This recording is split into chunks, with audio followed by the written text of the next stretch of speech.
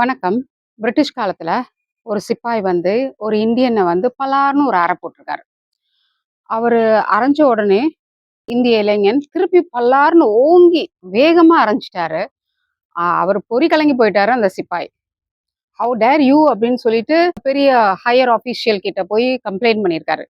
இந்த மாரி இந்த ஆள வந்து பிடிச்சு நம்ம உள்ள வைக்கணும். அவருக்கு பயங்கரமா பனிஷ்மென்ட் குடுக்கணும்னு. அவன் திருப்பி அறைஞ்சான்ல, அந்த ஆள்கிட்ட போய் மன்னிப்பு கேளு.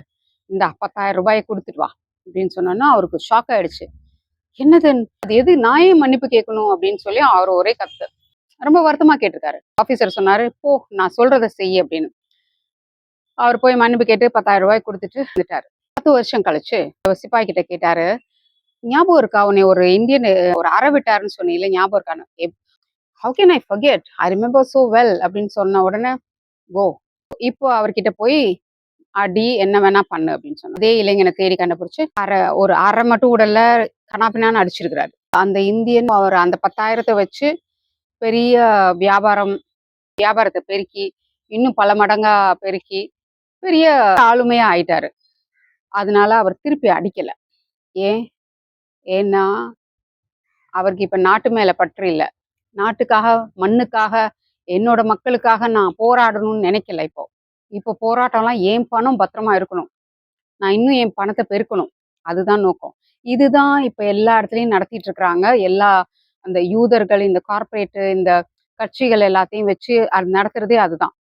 ஒருத்தங்க கிட்ட போய் நம்ம ஒரு உதவின்னு கேட்டுட்டோம்னா, அவங்க வந்து எதிரியே பண்ணி கொடுக்கும்போது, அவங்க கிட்ட நம்ம நன்றி உணர்வோட கிரேட்ஃபுல்லா இருக்கணும்.